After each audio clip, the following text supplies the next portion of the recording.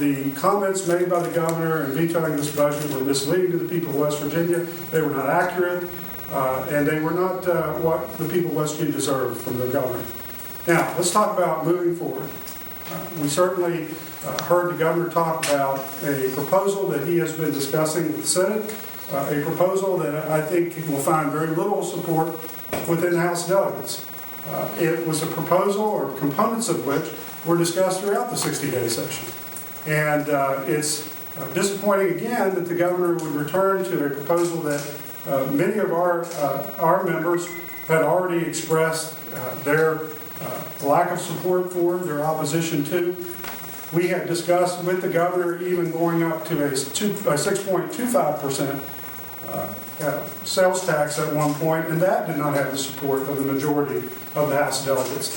So for the governor to discuss a 7% sales tax increase and the other tax increases that he has put on the table, I think really is not within the realm of where we will ultimately end up in terms of this budget. Now I know the governor is very good at illustration, so I want to take a second and show an illustration today that I think is representative of where we are in terms of the governor's proposal. Every time they go get a haircut, they're going to have to put more money in the pot, the government pot.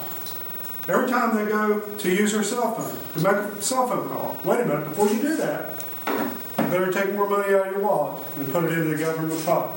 They want to go to the health care gym to stay healthy. Put some more money into this pot before you do it.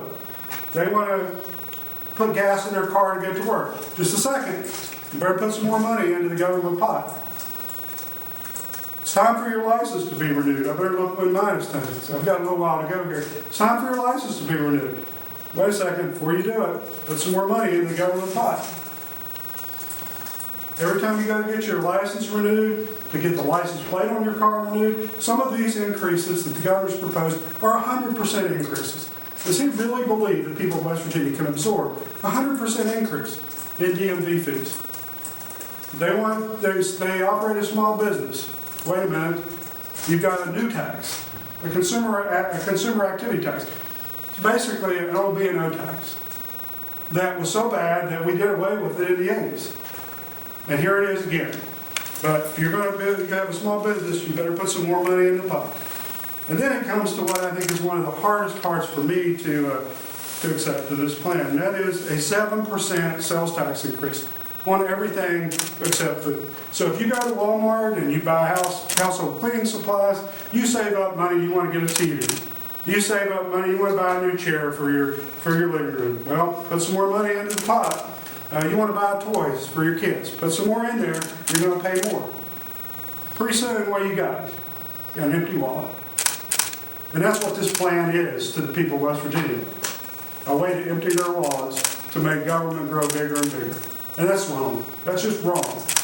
And that's why I am confident that people that I serve with in the House delegates will not embrace this plan. We will certainly sit down and talk with the governor. We will certainly work with him to try to find a responsible budget. We've already given him a responsible budget. And I think that when we start hearing complaints about being here in special session, that sets at the feet of Governor Jim Justice. Because he was given a budget that's a responsible budget. We fulfilled our obligation as legislators, and we did it faster than I've ever known it to be done on day 61. Day 61. We would actually probably done it on day 60 if the budget had come over from the Senate earlier. But it came over about 11:30 on Saturday night. We went back in, fulfilled our obligation, and passed that budget around 1 o'clock or before 1 o'clock or maybe 1:30 on Sunday morning. And we sent him a balanced budget that was a responsible budget. And now, as we go into a special session again, the reason we're in a special session is because Jim Justice wants his way. That's why we are going into a special session. Not because we have not provided him a responsible budget, but because we did not give him the budget he wanted. We did not give him the tax increases, the $400 million in tax increases that he wanted.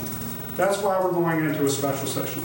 So with that, I am disappointed that we will have to go into that special session. We will certainly be willing to work and try to find compromise where we can find that. But that compromise will not result in these dramatic tax increases that the governor is proposing. There is not a will within the House of Delegates to go that direction.